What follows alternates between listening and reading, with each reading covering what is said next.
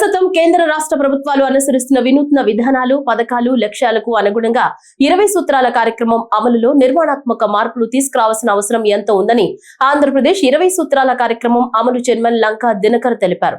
ఇదే విషయాన్ని ప్రస్తావిస్తూ కేంద్రానికి తాను రాసిన లేఖకు ప్రధానమంత్రి కార్యాలయం సానుకూలంగా స్పందిస్తూ ప్రత్యుత్తరం పంపడం జరిగిందని ఆయన తెలిపారు. ఈ సందర్భంగా మాట్లాడుతూ 20 సూత్రాల కార్యక్రమం అమల్లో నిర్మాణాత్మక మార్పులు చేర్పులు చేయాల్సిన ఆవశ్యకతను ఆయన వివరించారు. 2006లో నాటి అవసరాలకు తగిన విధంగా మార్పులు చేర్పులు చేయడం జరిగిందని, అప్పటి నుంచి ఇప్పటి వరకు అంటే గత 19 సంవత్సరాల నుంచి 2000 నాటి విధానంలోనే కేంద్ర ప్రభుత్వానికి రాష్ట్రం నుంచి మాస, త్రైమాసిక, అర్ధ సంవత్సర మరియు సంవత్సర నివేదికలు పంపడం జరుగుతుందన్నారు.